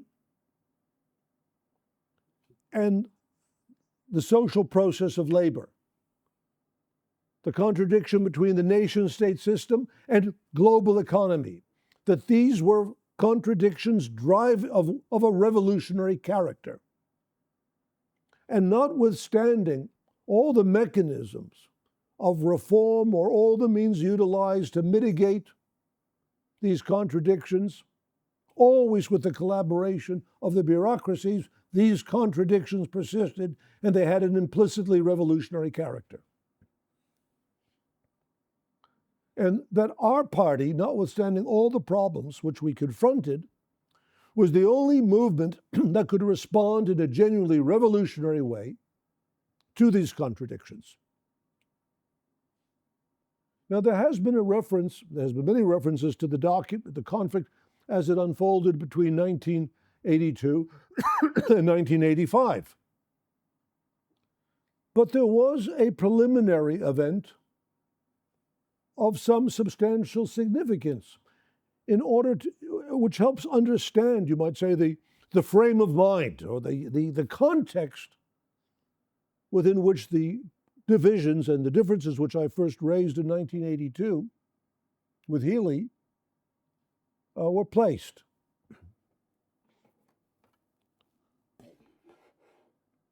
Just give me a moment. That is, in November 1981, in the autumn of 1981, I believe it was in October 1981, there was a meeting of the International Committee in which Slaughter presented a draft of a document which was to define the attitude of the International Committee to the struggle against the threat of war. And Slaughter produced a document which, when I read it, really took me aback. It was not a document which expressed the perspective of the Marxist movement. It was a thoroughly reformist perspective which utilized the language of Stalinism, of popular frontism. And after the meeting was over, and he was actually told at that meeting that it should be redrafted, I raised certain criticisms based on an initial reading. But when I got back to the States, I wrote a more extensive letter trying to summarize certain elements of the growing crisis which raised the issue, that posed the question of war. And I elaborated, and based on certain data relating to debt, conflicts among the imperialist powers, and by the way, that element was left completely out of Slaughter's report, that is, the conflict among the imperialist powers themselves. But after reviewing the growth of economic crisis on a world scale, I said the following. I wrote the following, and this is in November 1981, and this letter was sent to Mike Banda for review within the International Committee. I wrote, imperialism sees no way out of this crisis except through the violent redivision of the world. But this redivision assumes a different form from that of the previous world wars. It is not a matter of imperialist states attempting to seize each other's colonies, but of regaining lost positions through the destruction of national revolutionary movements, the reestablishment in one form or another of colonial slavery, and the destruction of the worker states, above all the USSR. This is the basis of all the imperialist alliances. Within these imperialist alliances, there are, of course, important and even critical differences and antagonisms.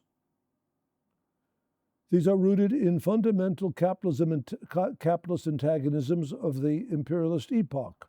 Each national bourgeoisie strives for hegemony, but the differences between capitalist states, which we shall refer to again, are historically speaking of far smaller magnitude than the gulf between imperialism and the Soviet Union. Definite plans for splitting up the booty from an imperialist war are being formulated by the major imperialist powers. The US is to get the Persian Gulf. France, working closely with the United States, is to get the areas of its old colonial empire from North Africa to the regions of the Congo. As for the British imperialists, their aim, which has been the role of British foreign policy since Churchill's Fulton speech, is to encourage US militarism in the hope that the ensuing conflict will bring about a restoration of at least some of its colonial possessions. Now, if we look at the present world situation, I think it's very much a substantiation of precisely that analysis. And I make this point because not only does it help us understand what is presently taking place, but it certainly establishes that underlying the conflict that arose within the International Committee were the most profound questions of political perspective. The WRP was well along the road of veering off towards Stalinism, Pabloism, capitulation to bourgeois nationalism.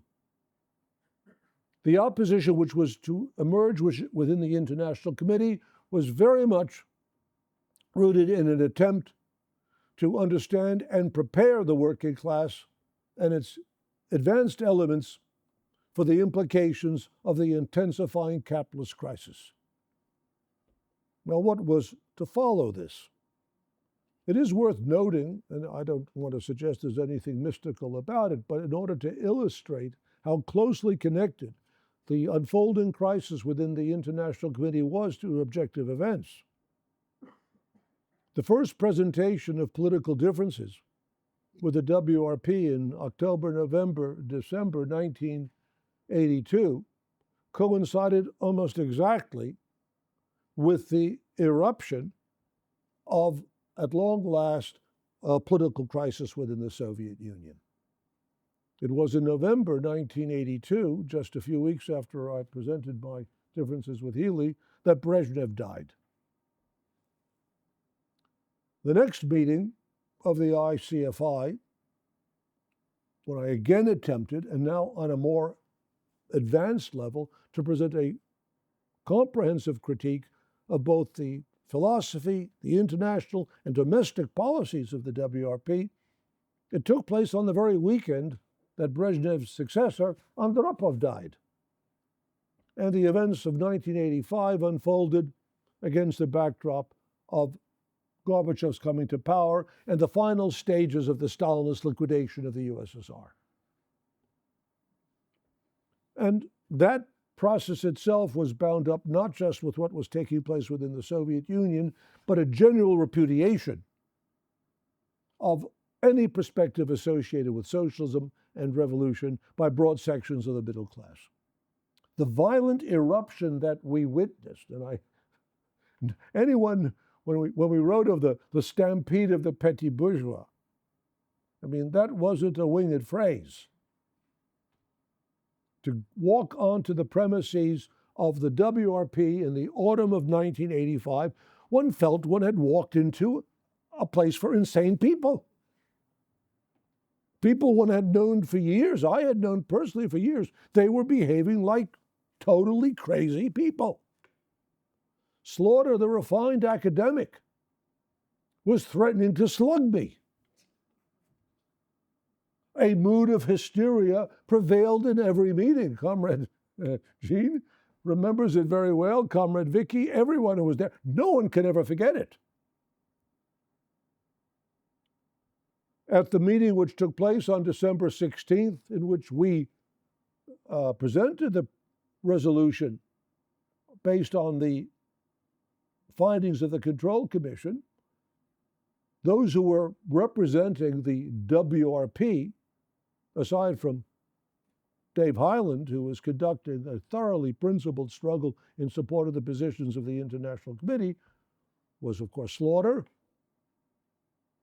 a sniveling and confused man by the name of Simon Pirani, a politically insignificant person, suddenly being elevated into a position of leadership, and the distinguished academic Tom Kemp. And Tom Kemp was hurling against Comrade Kearty racist insults, which one would have associated with somebody who came out of the segregationist South. This was Tom Kemp. And I must say that at one point I walked out of a meeting which was held in one of the premises of the WRP. There was that weekend, they tried to whip up a crowd, and I said afterwards to Comrade Peter, I've never been in a room with so many police agents at one time. Stalinist agents, MI5 agents, and of course, people who were just totally disoriented and exhibiting very advanced symptoms of violent anti-communism. But if we look at all of this took place just 6 years before the Soviet Union was finally dissolved, and all the events which have unfolded since. 35 years of escalating counter-revolution. War against the working class. And now we're meeting against the backdrop of a crime of truly Hitlerian proportions.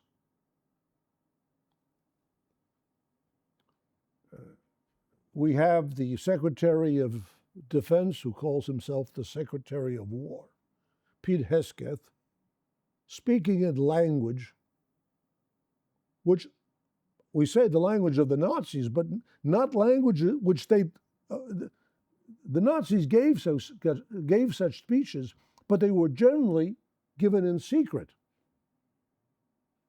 The Nazis did not proclaim publicly that they were waging a war of extermination. Those statements were made behind closed doors. And as is well known, Hitler was very careful not to say anything in public which could link him directly to the program of mass murder they were carrying out. But what the Nazis called Vernichtungskrieg, war of extermination, is now being waged against the people of Iran.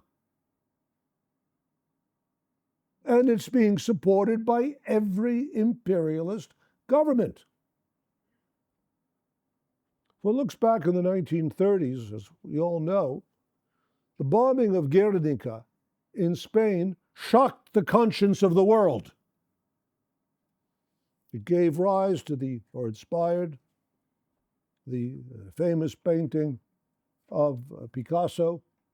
And there is a story that when Picasso was living in Paris and the Nazis saw, I think he had the painting with him, and he was asked by a Nazi official, he said, "Did you paint that?" And Picasso replied, one of the few principled statements he made in his life, he said, "No, you did."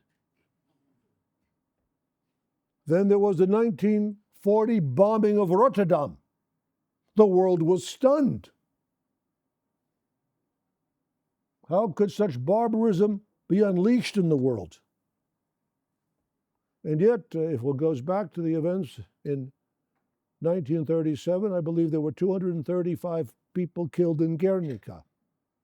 That's child's play compared to what we've witnessed and what is now taking place. Rotterdam is nothing. The President of the United States and the Secretary of State and the Secretary of War proclaimed that their aim is essentially to incinerate Iran. And this is not met with any objection in the media, by government leaders. Last week in a webinar, which was organized by the WSWS, I said that there's the claim which is made that there is no strategy. Well, there is a strategy. The strategy of this war is to abolish the 20th century, is to eliminate completely all traces of the great liberation struggles. The war began only a few days after Marco Rubio declared that his aim was to put an end to the great retreat that began in 1945, that is, with the defeat of the Nazis. as heroes.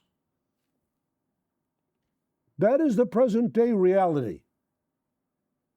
Now the war has begun. If they planned that this war would be completed within a few weeks, there are already very strong indications that that won't be the case. But if the war is continuing, then it is inevitable that it will lead to the introduction of ground troops. Or one must assume that that is what is being prepared, because what has now become a central aim is reopening the Persian Gulf, and that can't be accomplished without seizing control over Iranian territory, which control access to the Strait of Hormuz and the Persian Gulf as a whole. Well, what will that mean? Today we have posted in the World Socialist Web Site a perspective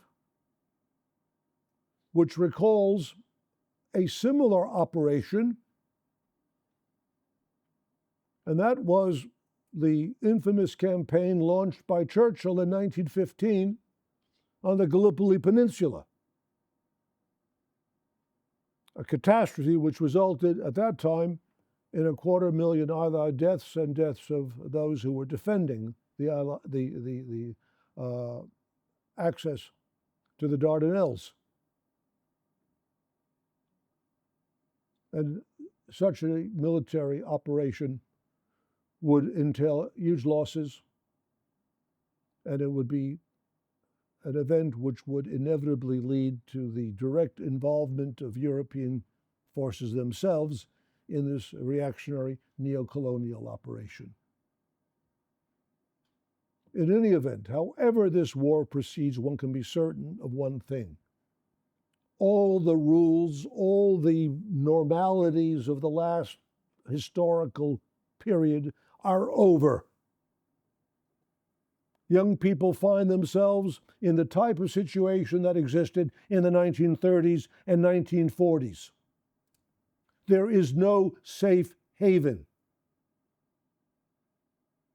We are living now in a historical period in which either the working class comes to power and puts an end to capitalism, or capitalism will put an end to the world. Those who are making decisions today at the highest levels, how do you distinguish between policy and insanity? And I think it's in this context that we have to understand the implications of what took place in 1985. When we state that there would be no Marxist, socialist, Trotskyist movement if that struggle had not taken place, if there had not been a defense of Marxism, well, work with the implications of that conclusion in the present situation. Now, I don't speak perfectly frankly. What was achieved at that period was of immense significance.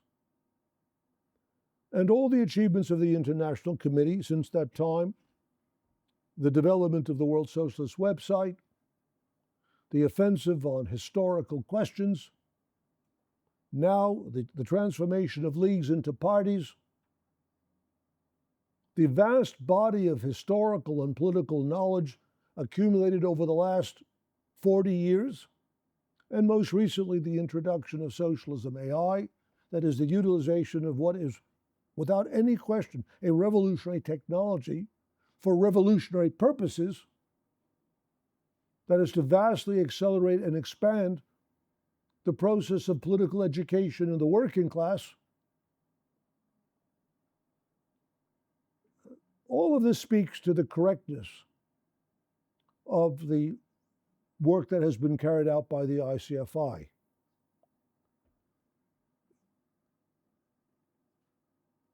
Trotsky said in 1938, outside of the cadre of this movement, there is not another revolutionary tendency deserving of the name. That applies today as well to the International Committee of the Fourth International. But to recognize that does not provide the guarantee that this correctness and this historical continuity will be transformed into a mass movement. Outside of our efforts, it won't take place. Of course, what works in our favor are objective conditions which impart to correct policies an enormous power. But history doesn't provide guarantees. What is possible must be achieved through our efforts, our determination, the interaction of the objective and the subjective. And that is what is posed to us in the present period. We are in a revolutionary period. We are in a counter-revolutionary period. Which of these two tendencies in the world will predominate? As Trotsky said so well in 1932, 33, against the shadow of approaching fascism, he said, struggle will decide.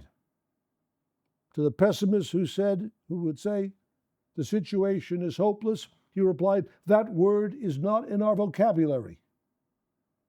There is no such thing as hopelessness.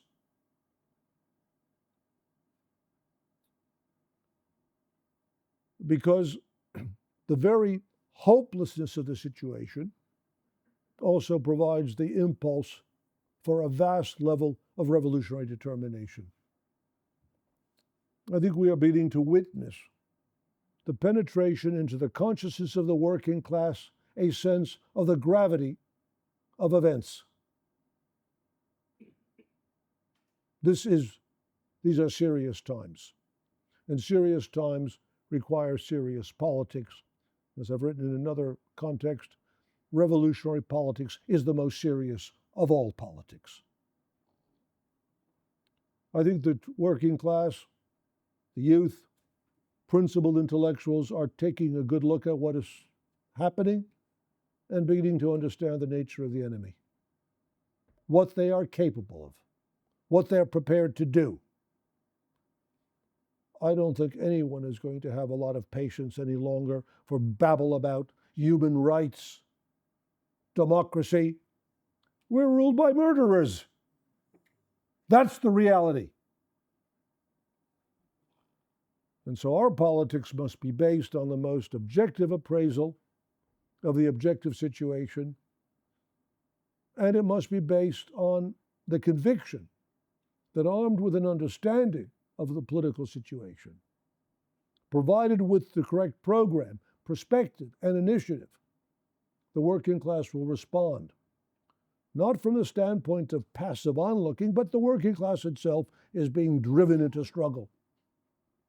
This war, the escalation of crisis, is imposing and will impose massive costs to the working class, driving the working class into struggle. And that is our perspective and our orientation. So, comrades, looking back over the past 40 years, that struggle has been vindicated. And we are here because of that. And of course, in all those struggles, we stood, as every generation must, on the achievements of those on whose work we based ourselves. Ironically, without the earlier contributions of Jerry Healy, what occurred in 1985 wouldn't have been possible, and we have never forgotten that. And without the work of the pioneer Trotskyists like James Buchanan, Healy couldn't have made the contributions that he certainly did make in the best period of his career. And we've never abandoned that. And all of us, in the end, are working on and basing ourselves on the gigantic political and theoretical contributions of the greatest Marxist of them all, Leon Trotsky. Thank you very much, comrades.